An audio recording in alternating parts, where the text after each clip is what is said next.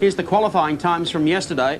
Peter Brock, quick time with a 102.55, Glenn Seaton a 102.77. Then Thomas Mazera having a good run in the Mobile Commodore with a 102.84. And Larry Perkins, he's always there, isn't he? Row number 3, Tony Longhurst, great outing from the Castrol Falcon, then Jimmy Richards. Rounding out row number 4, Neil Crompton in the Coca-Cola Commodore and John Bower in the Shell FAI Falcon. The draw for the Peter Jackson Dash on a Sunday morning usually means everything to Bower. He pulled 3, not too bad, but Larry Perkins sprung the big surprise. Number 1, and he waited right to the last moment to really put it over everyone. And time to check out how they'll line up for the Peter Jackson Dash this morning at Barbagello Raceway. Larry Perkins moves from the second row to pole position for the Dash in the Castrol Commodore with Jim Richards alongside in the Winfield Commodore. Second row is made up of John Bower in the Shell Falcon and Wayne Gardner in the Coke Machine. Alan Jones in the Peter Jackson Machine and Thomas Mazera in the HRT Commodore. Out of row number 3, row 4, Tony Longhurst in the Castrol Falcon and Neil Crompton in the second of the Coke Commodores. And the back row, Peter Brock, fast time man, shares that with the second quick man, Glenn Seaton. 5 seconds away from the start now.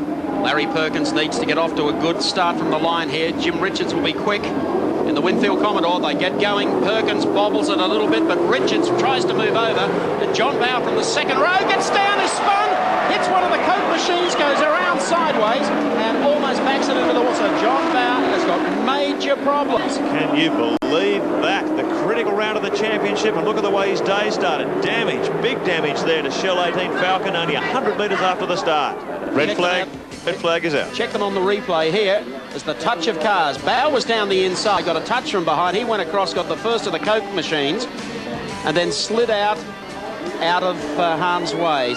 Well, a dramatic moment in the 1995 Shell Australian Touring Car Championship. John Bower, 100 metres off the line. You've hit that car very hard. What happened there? Well, I made a good start, Mark, and I got actually alongside and 3/4 of the way past Jimmy Richards, and he came down on me. He's hit me on the back left door, back guard, turned me around, and of course then Wayne Gardner's clipped me as I was coming through, or as I was turning around. So it certainly wasn't Wayne's fault. He was an innocent participant, but pretty disappointing. Thank you, Mark Osler. Larry Perkins comes down the hill for the restart to the Peter Jackson Dash. Might be timely to go back and have a look at race cam, our Tui's Blue replay from Neil Crompton's Coke Commodore. Look at this, you'll see the touch there going on between Richards. There's John Bower. Crompton just misses a beautiful evasive action.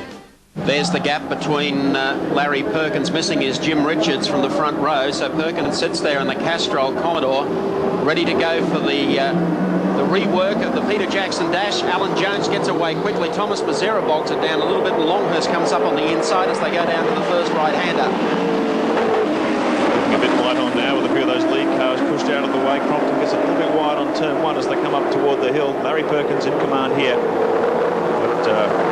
But massively reduced field for this 4-lap sprint. Alan Jones is up to second spot, keeping in mind Alan Jones won this meeting last year, 12 months ago. He's right on the tail of Perkins in the Peter Jackson Falcon as they head downhill to the right-hander. Yeah, is he ever? And Larry, with that gap that he had off the line, you would have thought would have capitalized a bit more than he has at the moment. But here we are through the southern loop, up the fairly steep hill. Glenn Seaton is sitting in behind Peter Brock, and Brock and Seaton, now with Bower out of this, have the opportunity to do something with passing points. There's Seaton trying the outside on Brock. They start to close up a little as they reach the bottom of the hill.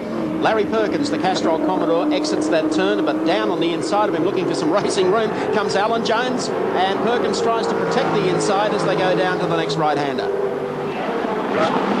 Coming across.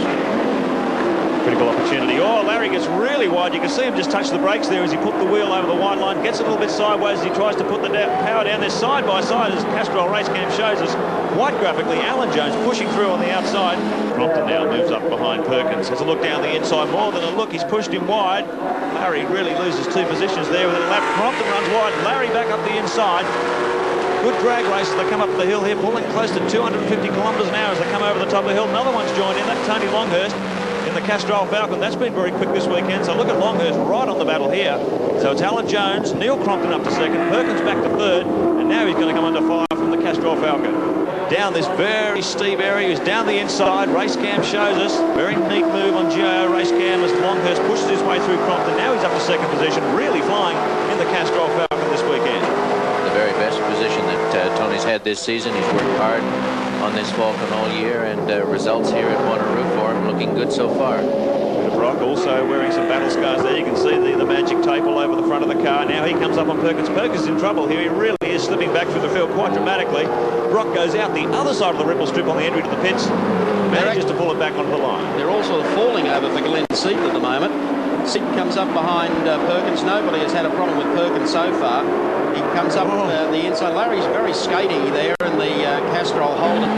And here comes Glenn up on the inside, who started from the back row. So Glenn gets up. He passes Perkins. Perkins had this shot to bits. He's the leader in the Peter Jackson Series, that part of the Shell Australian Championship. But he successfully found a way of going from the front row to the rear of the field, working the last lap with Alan Jones in car number 35. The track he likes very, very much. It looks pretty slippery out there at the moment. Yes, I think with all the rain that came down yesterday, Mark, it's probably just seeping through the track a little bit and causing these guys some worries, and certainly giving Larry plenty of worries this morning. But here's Alan Jones. Last corner comes up now. Checkered flag at the ready as Jones makes the exit from the turn. He's going to win it, and he does. Forward first, forward second, and Neil Crompton in the Coke Condor gets up for third spot with Seaton up to fourth after starting at the back of the field. So that winning way